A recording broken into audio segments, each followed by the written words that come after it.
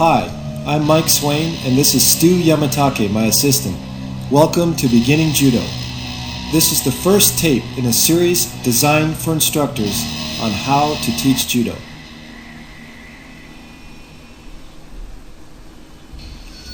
Bowing in should be the first part of any Judo class. As in many other martial arts, the bow in Judo is a symbol of respect. There are two basic ways to bow. In the standing bow, you start with your back straight and your heels touching. As you bow, you move your hands to the front of your legs.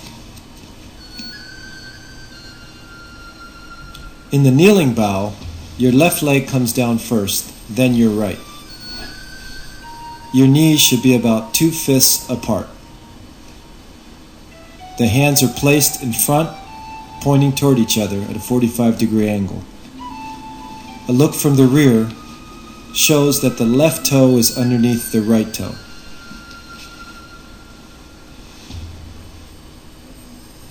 In completing the bow, place your hands on your inner thigh and back straight.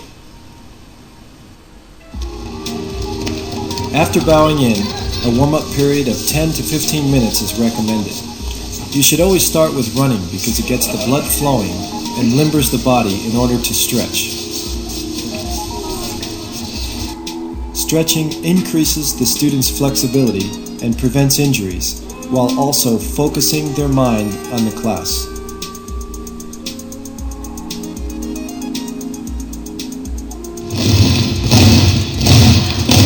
Ukeme, or falling techniques, in my opinion, is the essence of Judo. Teaching your student how to fall may be the most important thing that you do in Judo. Ukeme lays the foundation not only for the safety of the student, but also for the student to go on and learn more complex techniques. The first part of learning Ukeme is becoming comfortable with the mat. Lie on your back with your head up and your knees slightly bent. Slap the mat with the soles of your feet. Next, slap the mat at a 45-degree angle with your palms down. Then, together, slap the mat with your hands and your soles of your feet at the same time. The rear break fall.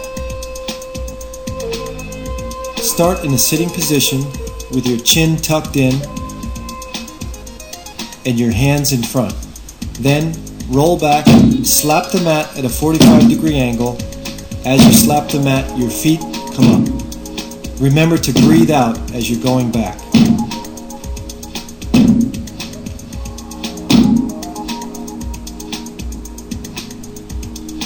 The side break fall. The proper position is similar to lying on the couch watching TV. Start by placing the palm of your hand 45 degrees away from your body. Your knees should be slightly bent. The left foot should slap with the sole of the foot.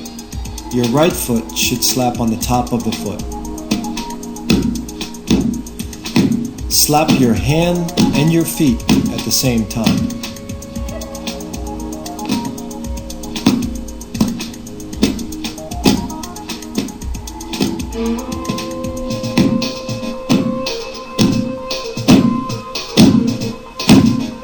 Next, we'll go from left to right.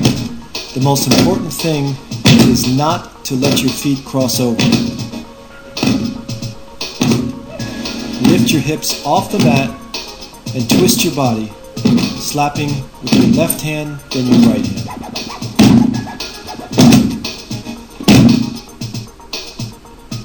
The rear breakfall in a squatting position. Balance yourself in a squatting position with your arms out. Roll back, keep your chin tucked in, and do not reach back to slap the mat.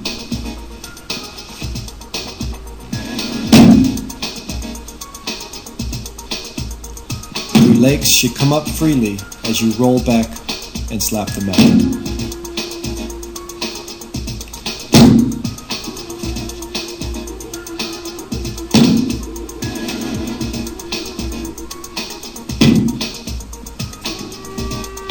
Next, the squatting clap exercise. Good for beginners, whether they're kids or adults. Stand shoulder width apart. Squat down and put your hands out. Together, push into each other so you both roll back and slap the mat.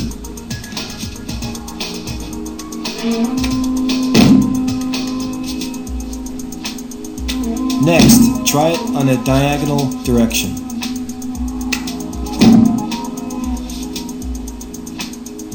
Make sure your elbow does not touch the mat before your hand.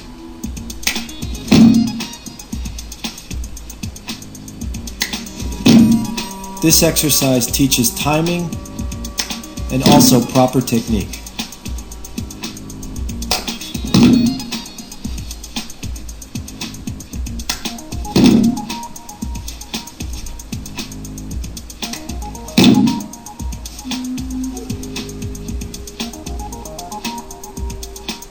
The side breakfall from a squatting position.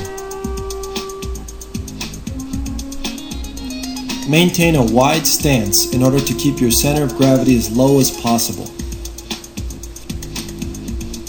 Place your hand underneath your elbow to keep your arms straight with your palm down. Your hip should touch first, and then the palm of your hand should slap the mat. Let's take a look at the wrong way. If you bend your elbow, your shoulder will get injured.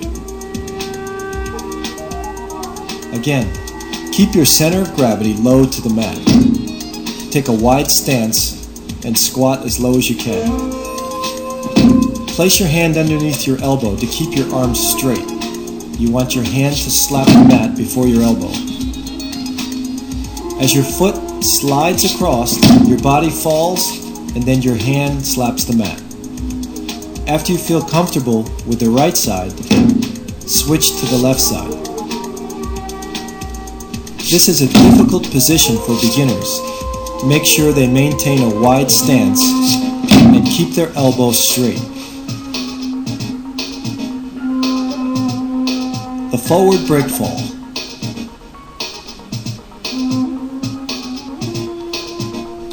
Start on your stomach with your hands in front of you. Slap the mat several times just to get a feel for the mat.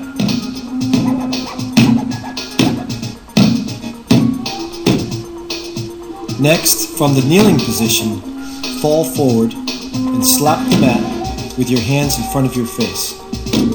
It's very important that your hands break the fall instead of waiting for your body to touch the mat.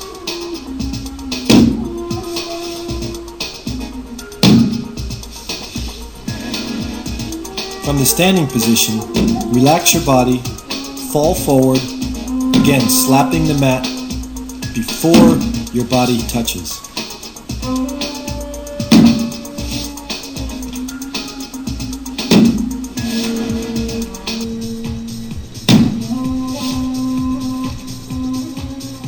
A good exercise or test for the student is to have one person stand behind the other. With an element of surprise, push the person forward. The person has to react in time and put his hands out in front.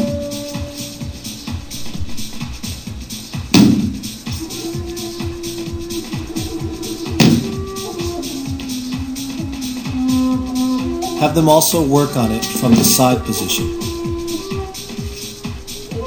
Again, the student has to keep their elbow straight in order not to injure the shoulder.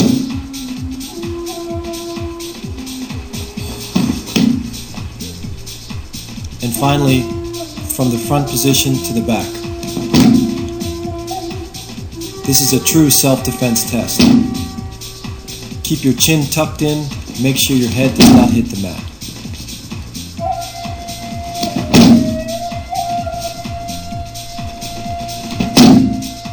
The forward roll. First, let's start with a basic forward roll, forward tumble, with your head tucked in directly between your legs. Stay in a ball and come up onto your feet.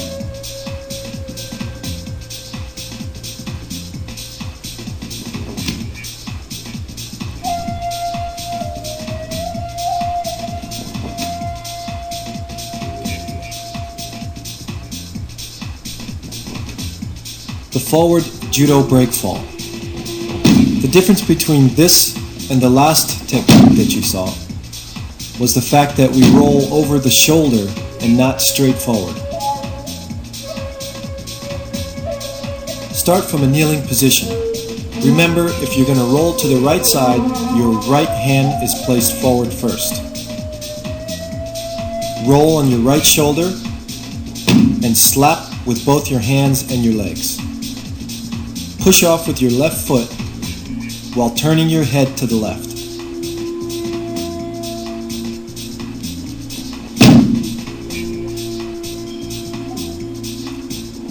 Next, let's try it from a squatting position. This time we're going to come up with our feet shoulder width apart. Most important part about this is the finishing, is actually slapping the mat when you finish the roll.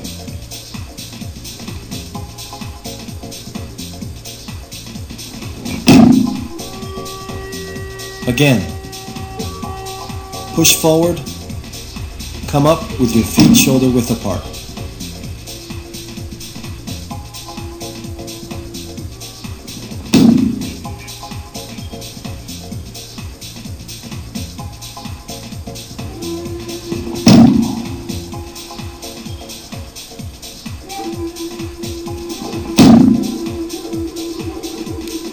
The jumping break fall is a final test in good technique for ukeme. When rolling to the right, make sure that you spring off your right foot.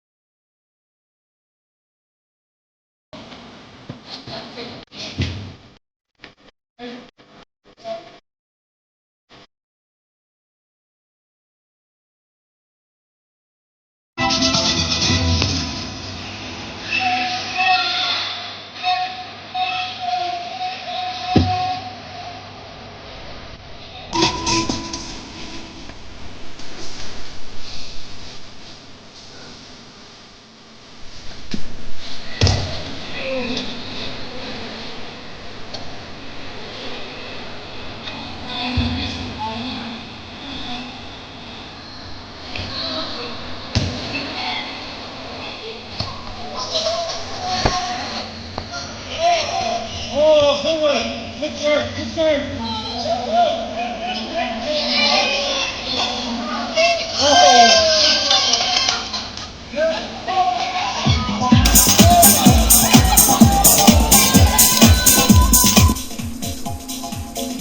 Kumikata, or gripping, is the key to off-balancing your opponent.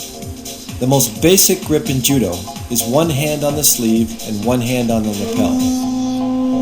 The most important part about gripping is pulling your opponent off balance with the sleeve hand. Grip the sleeve with the bottom 3 fingers of your hand. The pinky is the strongest point. Your forefinger and thumb should lie relaxed on top of the material. As you pull, turn your pinky up. This tightens the grip and makes your opponent come further off balance. Now watch as I pull him forward without turning my pinky. As you can see, he does not step forward, so this is not as effective as turning my pinky up. Also, by turning your head, you're pulling him further off balance and getting ready for the throw. Now let's look at the lapel grip. Your first 3 fingers, again, grip the material tight. Your thumb and forefinger are relaxed. Snap your wrist back. Your elbow should be relaxed. An easy way to remember this is picture yourself fishing. As you just caught a fish, your wrist snaps back and pulls the fish out. This is the same motion or action that your lapel grip takes.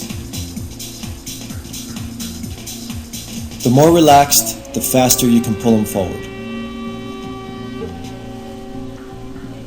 Again, pinky up and snap your lapel wrist back.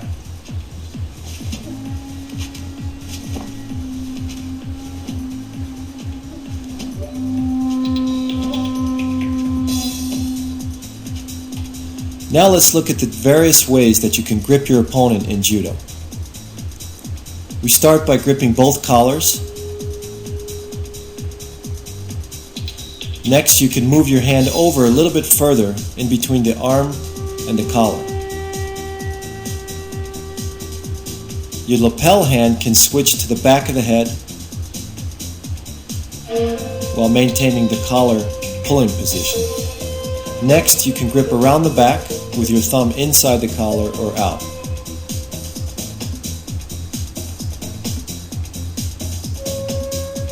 This is a very strong grip and controls your opponent.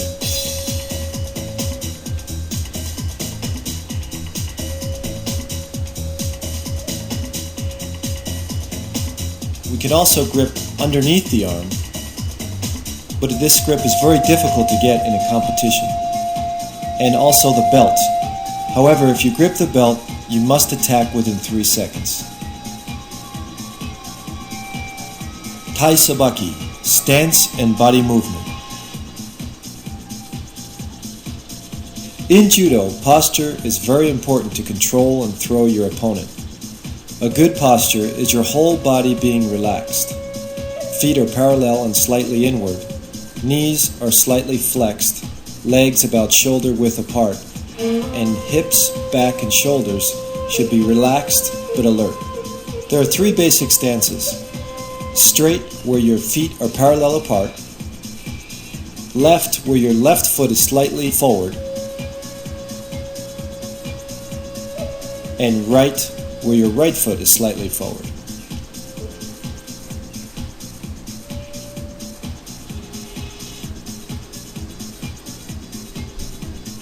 Here's an example of how posture affects balance. When my opponent is bent over, it's very easy to pull him forward or push him backwards. But now as he stands straight up, with his legs parallel apart, it's difficult to off-balance him.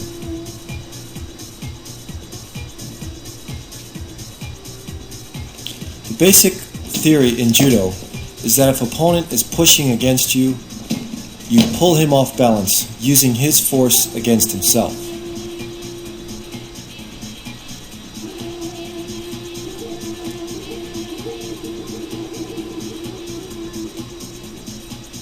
When your opponent is pulling you, you push forward or attack forward, again using his strength against himself. This is called a push-pull theory and is the basic fundamentals of Judo.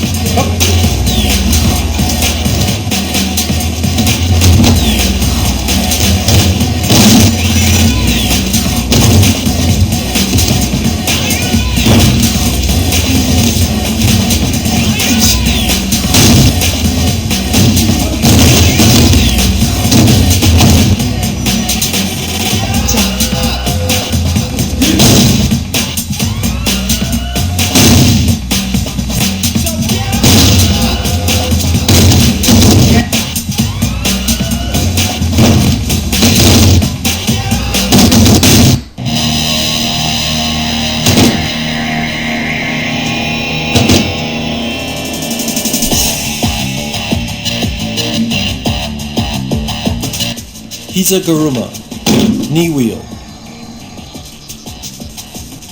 Let's start with your opponent on both knees. Hold on to both of his sleeves. Again, with your bottom 3 fingers grasping tightly, your forefinger and thumb relaxed. In this throw, we're going to spin him around in a circle by placing your foot right against his knee and then basically moving out of his way. It's important to understand that you must move to the side in order for him to move forward. Your pulling arm pulls up and your other arm spins around. Now from the other side. Also, as you're spinning, try to turn your head to look the other way. This is an excellent exercise also for the student to learn how to slap the mat. Now let's look at it from a standing position. The first thing you do when you're teaching a standing position is place your foot on the knee. Then hop to the side. By hopping to the side, it reinforces the fact that you must move to the side in order for the throw to work.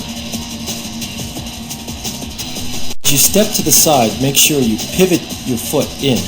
This allows you to follow through with the throw.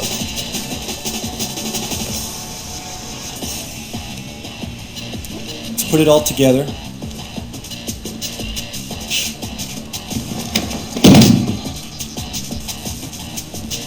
Again, step, place your foot, and spin with your whole body.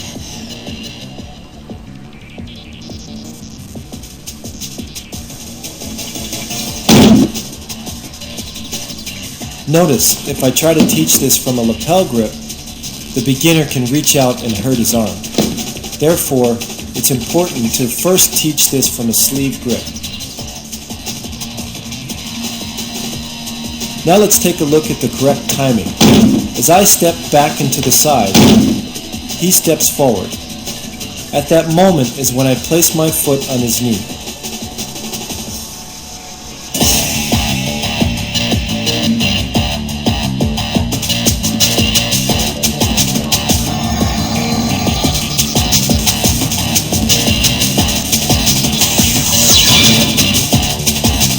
I recommend that you use a landing pad to teach beginners.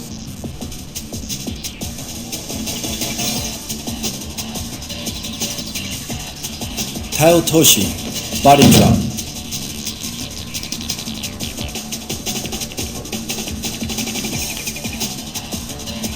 Start the beginner on his knees. Reach out and grab the pulling sleeve. With your other hand, reach around the collar with your thumb inside the collar. Step across, placing your foot in front of his knee. Then simply pull him over your foot.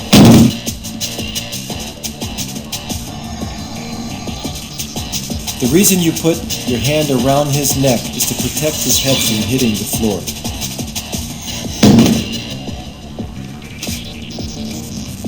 This is very important when teaching a beginner because they have a tendency not to slap the mat and let their head bounce off the mat. Let's look at Taotoshi from a standing position.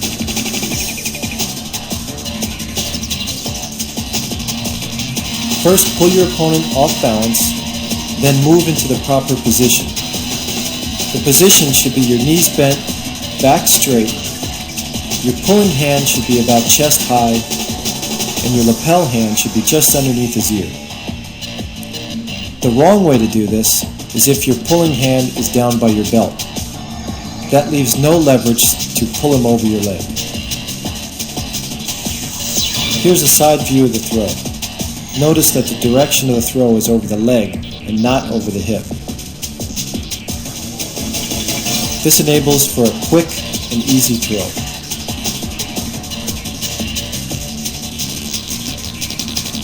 And now the breakdown. First, pull your opponent off balance. Next, move into the proper position with your left leg slightly bent, back straight. Then follow through with your left shoulder lower than your right shoulder.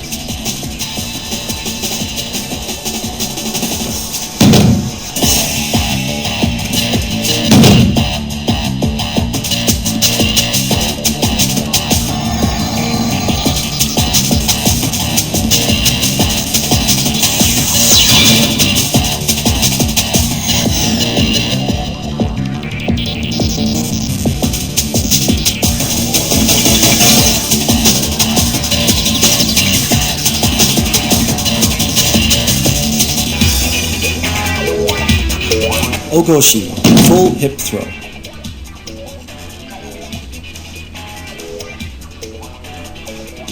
Ogoshi is an excellent throw to learn first because it encompasses all the basic movements of hip throws. The first step is to grab with your pulling sleeve and reach around the back, about belt level. While reaching around the back, bend your knees and keep your back straight.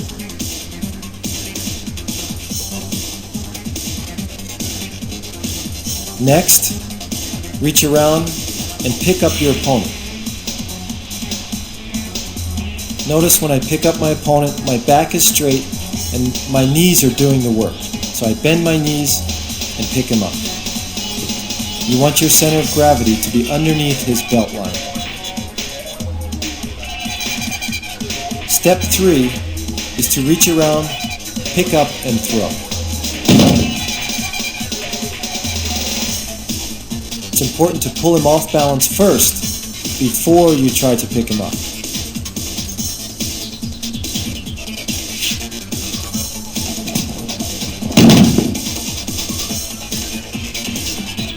As in all throws in Judo, the point of attack is from the top of the triangle. This is where you pull him off balance. If you try to attack from the side, you can notice that his defense will stop your body from turning.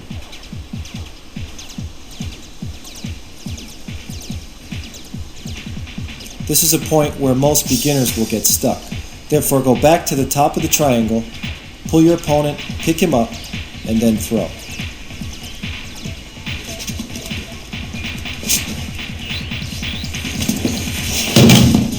Again, pull off balance, hip up, and finish the throw.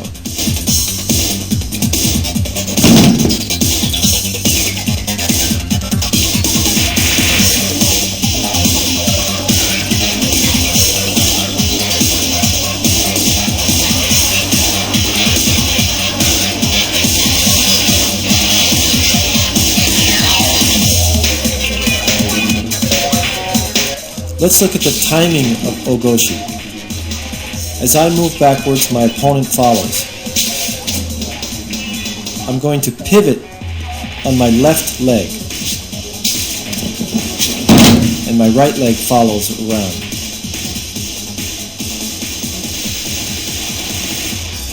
Again, slowly I pivot, and my right leg comes all the way around to I have a full, complete hip throw.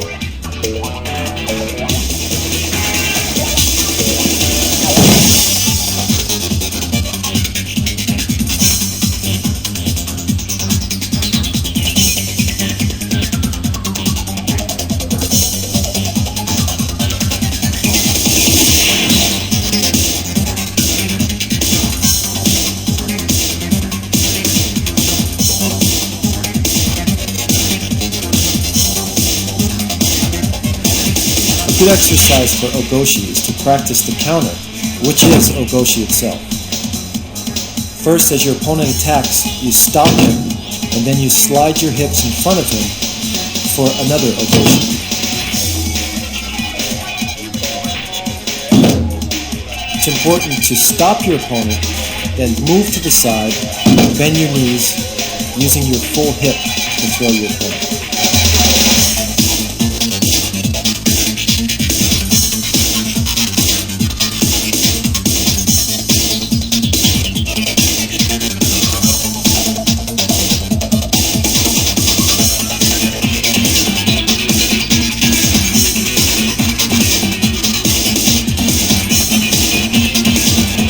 Okuri Ashi Harai, double ankle sweep.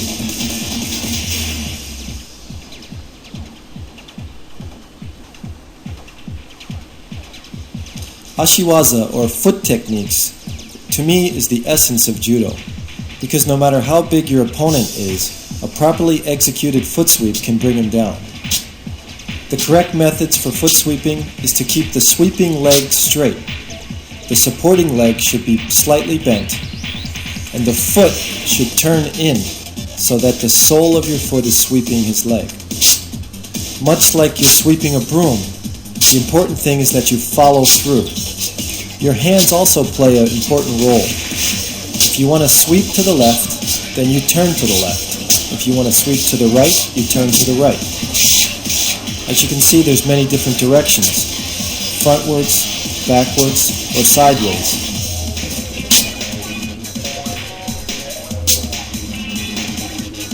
Let's start with the correct way to sweep his foot. The sole of your foot should slap the side of his foot. If done correctly, it'll make a snapping sound. If you sweep too high, you'll miss the timing and you will not be able to throw your opponent. Again, the sole of your foot hits the side of his foot.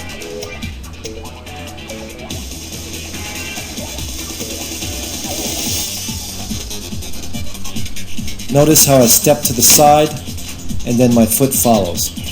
In a practical application, try to sweep your opponent's foot into his other foot. Again, the timing for this is just as his foot is about to touch his other foot. That's when he's off balance.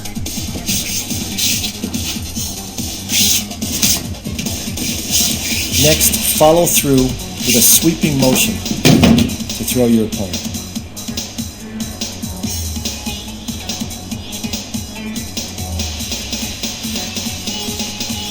In all ashiwaza, or foot techniques, timing is the key. As you see here in kochi guard, as the opponent steps forward, just as he's about to put his weight down is when we take out his foot.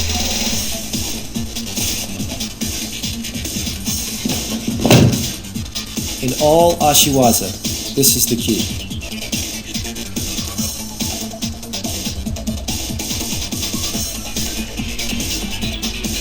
Ippon seonage, shoulder throw.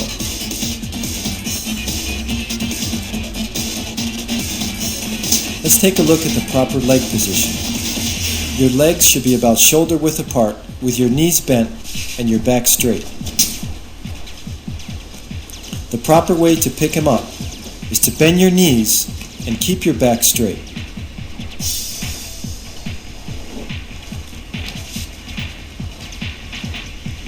Next, I take a sleeve grip and open up so that he comes off balance.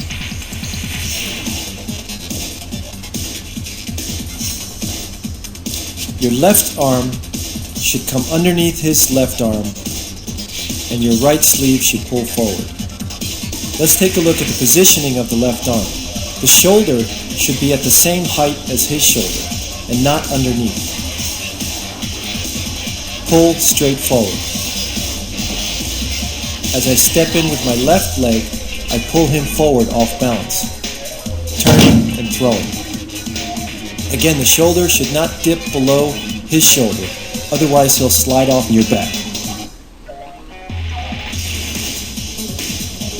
This should be a quick motion. At the same time you lock in, you're pulling him off balance. As your body turns, he comes over.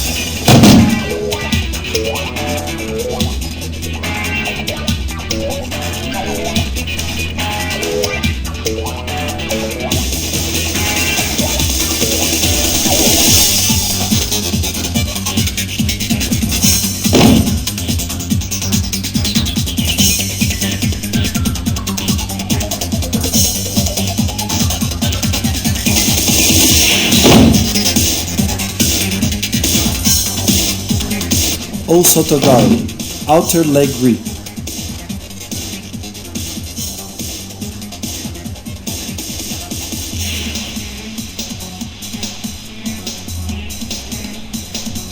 The correct timing for Osotogari is as my opponent steps back, I step forward. As I'm stepping forward, my leg comes through and chops out his rear leg.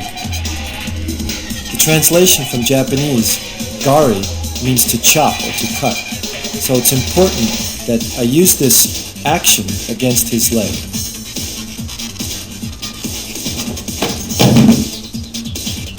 As I move forward, I use my whole body to throw him.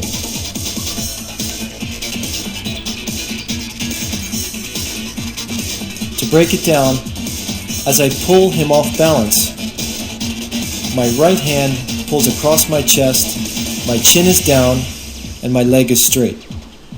My lapel hand snaps him forward, and it also pulls me past his belt. As you can see, you have to use 100% commitment and use your whole body to throw him for ippon or full point. It's a devastating throw that often ends the match.